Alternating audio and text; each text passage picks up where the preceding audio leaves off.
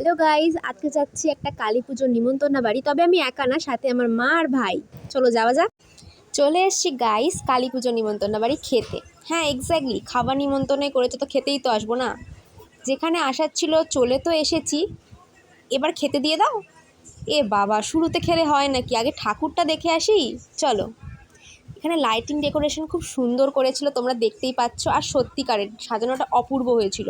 আর এই যে আমাদের কালীমা, এখানে প্রতি বছর এই পুজোটা হয়, তো আমাদের প্রতি বছরই নিমন্ত্রণ থাকে। বেশি ভিড় ছিল না আমরা যখন গেছি। আর এই দিকে আমার মা তার বান্ধবীকে পেতে এত গল্প জুড়েছে যে আমরা এসেছি এটাই সবাই ভুলে গেছে। কি বলবো, অবশেষে খাওয়ার পালা।